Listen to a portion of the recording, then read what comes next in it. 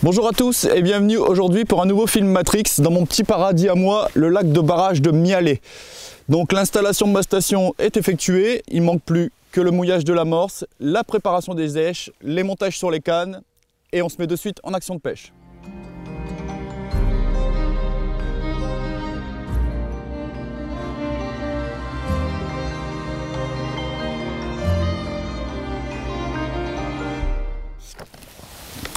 Voilà, donc les èches sont prêtes, le montage sur les cannes sont effectués. Là, je suis en train de tamiser mon amorce, donc mon amorce plutôt simple. Là, on va essayer de faire une pêche de brème, de gros gardons. Donc pour ce lac, ce que j'ai fait 1 kg d'amorce brème. Donc c'est une amorce à base de chapelure, de brasem, de tourteau de maïs et de babycorn. Donc on sait tous que les gros poissons en raffolent. Et à l'amorce brème, j'ai rajouté environ 500 g d'étang. Bon, tout simplement, c'est juste pour que l'amorce travaille plus vite sur mon coup. Donc c'est une amorce à base de chapelure, toujours pareil, toujours de babycorn et du coriandre. Voilà. Donc c'est une amorce assez claire. Donc on la voit bien ici. Une amorce assez claire que j'ai laissé poser pendant un quart d'heure après le mouillage. Donc là, je vais la finir de la tamiser. Je vais rajouter du maïs que j'ai broyé tout à l'heure pour avoir un peu de particules et surtout des belles touches de jaune dans mon amorce. On va amorcer 4-5 cages et puis on va pêcher de suite. Voilà.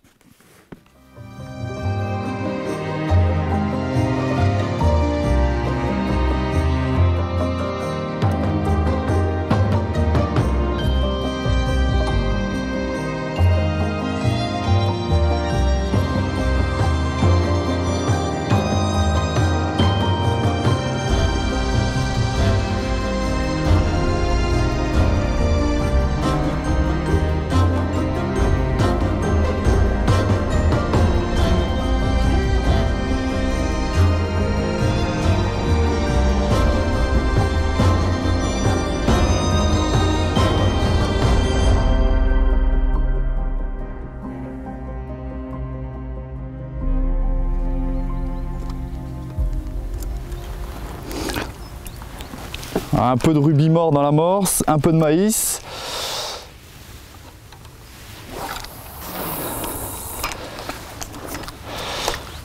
On va essayer d'éviter les gardons à la descente tout de suite. On va mettre que vraiment sur le fond. Allez, une dernière cage et ça ira très très bien. Si on est tout seul, on n'est pas en concours, hein. Ça a rien de balancer 30 cages.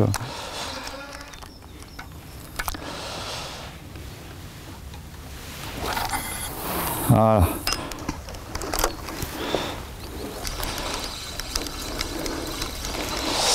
Amorçage, ok. Allez, je vais reporter ma distance le temps que l'amorce travaille.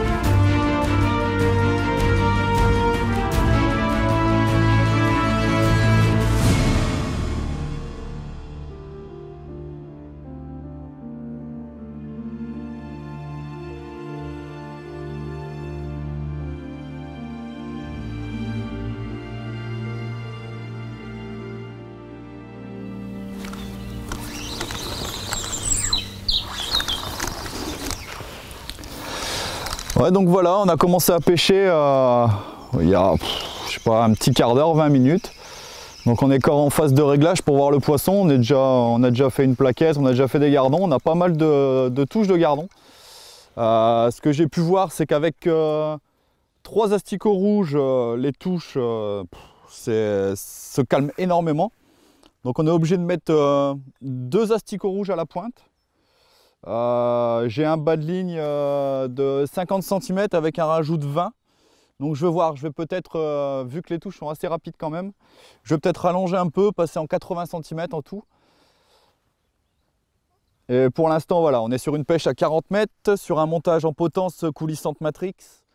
Donc voilà, donc pour l'instant c'est vraiment la phase de test. Et puis après, une fois que le poisson sera vraiment là, avec le bon montage, le bon bas de ligne, on pourra vraiment faire une belle bourriche, je pense. Parce que les touches, c'est presque immédiat.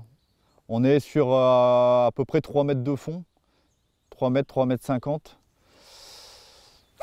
Et on a de la chance, il n'y a pas du tout de vent, ça bouge, il y a pas mal d'activités. Quand on est arrivé ce matin, il y avait pas mal d'activités au bord de l'eau. Donc voilà, là j'ai déjà la touche. Mais je pense que c'est tous les petits poissons qui doivent taper dedans. Ouf. Et des touches par contre très rapides, donc je pense que je vais devoir à contact. Voilà. Alors là, on voit vraiment l'action sur la canne de la Pro X-Class en 60 grammes, 3,60 m. C'est juste un régal. C'est la première fois que je pêche avec aujourd'hui. Il y a quand même le plastique dessus. C'est vraiment un régal. À 40 mètres, mais c'est facile, quoi. Là, j'ai une cage qui doit horizon en 30 grammes. Mais ouais, ça part de suite, quoi. Ça réfléchit pas. Il y a une super réserve de puissance. Voilà, les gardons de mialet. Alors là, c'est un petit gardon, hein, parce qu'ici, on peut faire des gardons qui peuvent aller jusqu'au kilo. Donc voilà, avec 2 asticots rouges. Si j'en mets 3, ça passe pas. Donc après, si vraiment la pêche s'accélère, on va passer un bas de ligne de 50 cm sans rajout. Hop. Je vais même faire un passage à vide pour voir si le gardon est déjà là. À mon avis,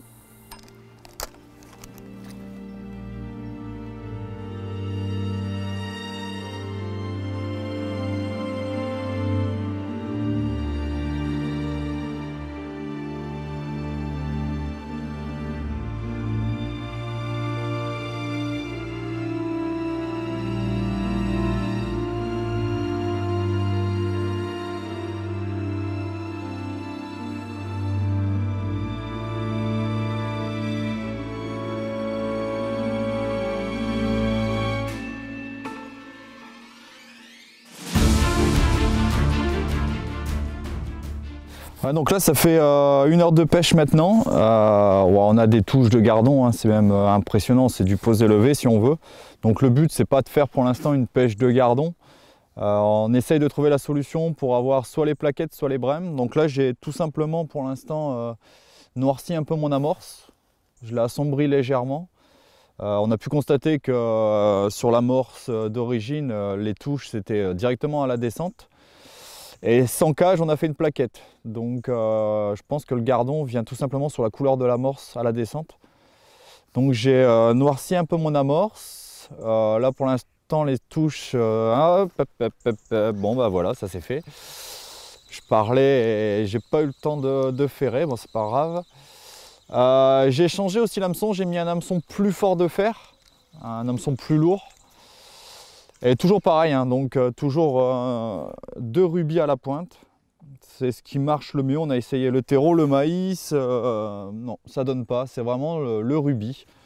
Donc on continue comme ça, 2 rubis rouges. Et si vraiment on voit que les plaquettes ou les brèmes ne rentrent pas, on va se faire une belle pêche de rapidité de gardon pour faire une belle bourriche à la fin.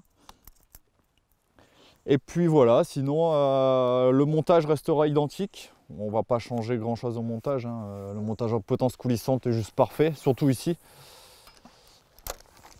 Donc on va continuer comme ça, mais je pense qu'à la fin il y aura une belle bourriche de gardons. En plus c'est des gardons assez combatifs, il faut faire attention à sa canne, même sur des gardons ici.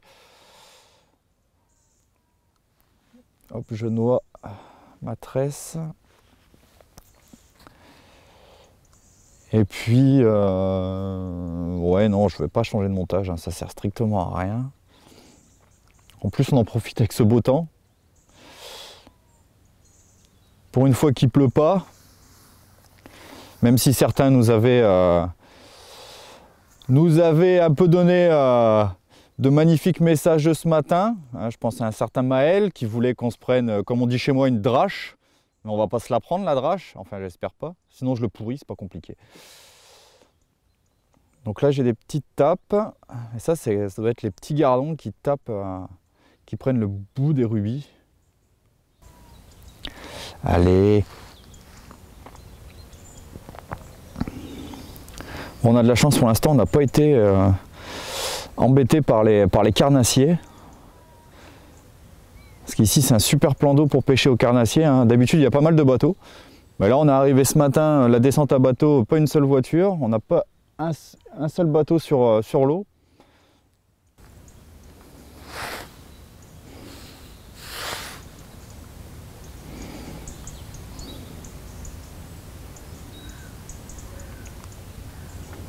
Bon, après c'est un lac qui est assez capricieux, hein. J'ai déjà vu ici, à ce poste là, je pêchais avec un ami, on était et puis ma compagne, on était à 25 000 en même pas 5 heures de pêche.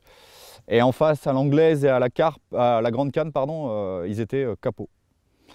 Donc c'est un lac qui est quand même assez capricieux, hein. Là, il suffit juste que si on pêchait sur la berge en face, on aurait pu faire des grosses brèmes. Et en se mettant juste ici, on risque de même pas les toucher. Donc c'est vraiment un lac qui est extrêmement capricieux. C'est un lac où il n'y a pas de concours. Il y en a jamais eu, je pense. Il doit avoir un endurocarpe par an et c'est tout. C'est vraiment un lac qui a été hyper protégé. On ne peut même pas faire le tour en voiture. On a 2 parkings et c'est tout.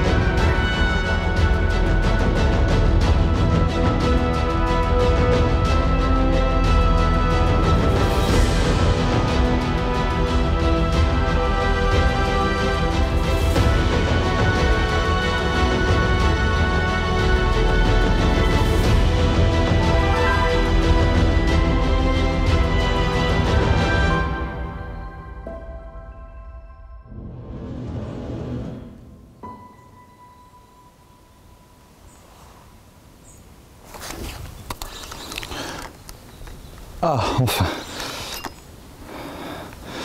un poisson.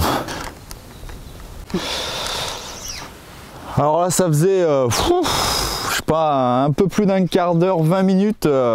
Voilà, j'ai essayé un bas de ligne de 50 cm. Alors, les touches étaient un peu trop violentes. Mais vraiment trop violentes. On a bien rigolé en voyant les touches d'ailleurs. Donc là, je suis repassé à un bas de ligne de 75 cm. Parce que c'était vraiment trop rapide. Donc là, je viens d'avoir enfin une touche que j'ai pu contrôler, en plus avec un superbe gardon qui se laisse pas faire. Et là, on a vraiment un magnifique gardon typique de Mialet. Hop. Ouais, donc au début de ma pêche, j'avais utilisé donc la Matrix Horizon en 30 grammes, mais je me suis aperçu que voilà, elle travaillait pas à la descente dans les différentes couches d'eau. Ça arrivait au fond Et à partir de là, seulement ça commençait à se disperser de la cage. On a préféré changer de cage. Donc là, je suis passé sur une 30 grammes en orbite avec des plus grosses ouvertures.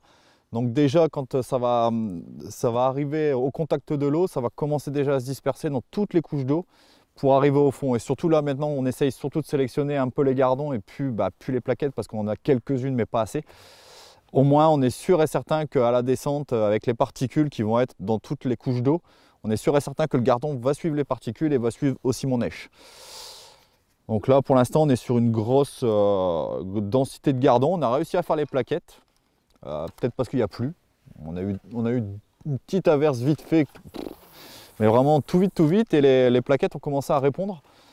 Donc là, on essaye avec cette cage-là, et si vraiment on voit que ça ne marche pas non plus, on repassera une autre cage et puis après on passera peut-être au produit traçant pour essayer vraiment d'avoir les plaquettes sur le coup. Et bon, là déjà on est en train de faire des beaux gardons, on n'est plus sur des petits gardons, on est sur des beaux gardons. Les plaquettes elles sont pas énormes, hein. Elles doivent faire 150-200 grammes et on n'a toujours pas touché de brème. Par contre on s'est fait casser. On a eu une très belle touche et bon, l'hameçon n'était plus là. Donc, je pense qu'on a eu un beau trou pendant un petit quart d'heure, 20 minutes là. Et je pense qu'il y avait un gros poisson sur le coup, peut-être bien les carpes, hein, parce qu'ici il y a pas mal de carpes. Et je pense qu'on a eu une carpe et elle a un peu foutu le bordel sur le coup. Donc voilà, là on y retourne, on rebalance des cages, on remet des èches à nouveau. Donc tant pis, hein, si on doit faire du gardon, on fera du gardon. Et puis la plaquette, si elle a envie de mordre, elle peut venir.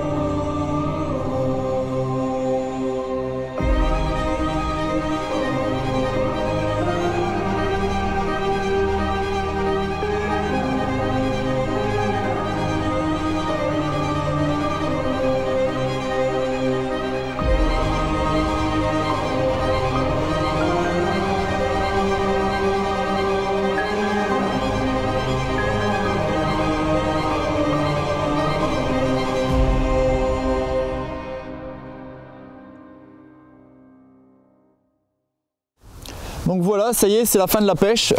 Pêche plutôt compliquée. Alors ça peut être l'emplacement, ça peut être le pêcheur, ça peut être le montage, ça peut être les intempéries qu'on a eu pendant une semaine. On a commencé sur une pêche à peu près 40 mètres avec une cage de 30 grammes, avec un bas de ligne de 75 cm à peu près. On a eu les touches tout de suite de gardon, on n'a pas eu les plaquettes. On a décidé de passer un bas de ligne de 50 au vu du rendement des gardons et on n'a plus eu de touche, donc on est repassé à nouveau sur un bas de ligne de 75. Au bout de 2 heures, on a eu un très gros trou. Alors on a eu une casse tout de suite et je pense que pendant une bonne demi-heure, 3/4 d'heure, on n'a pas eu un seul poisson. On a remis des èches au fond, on a refait un peu de gardon. Après on a eu une petite pluie, on a fait 2-3 plaquettes d'affilée, donc c'était parfait. Puis on a eu encore un trou, encore une casse. Donc je pense qu'il y a soit du carnassier, soit les carpes qui sont rentrés sur le coup. Et après le coup était complètement éteint. Donc ce que j'ai fait, j'ai déclippé. J'ai été tiré presque 10 mètres derrière, donc on était presque à 50 mètres avec la 3,60 m, c'était parfait. On a tout de suite fait une plaque. Et derrière on a eu à nouveau des petites touches de gardon. Et puis après, bon, le vent s'est levé et tout, donc c'était vraiment très compliqué. Mais bon, on a quand même réussi à faire une belle pêche. On a pu pêcher avec les toutes nouvelles Horizon X Pro qui sont juste magnifiques. Des cannes que je vous conseille vraiment. Donc maintenant, on va remettre les poissons à l'eau. On va remballer, on va reprendre le chariot, direction la voiture. Et je vous dis à bientôt pour une prochaine vidéo. Ciao!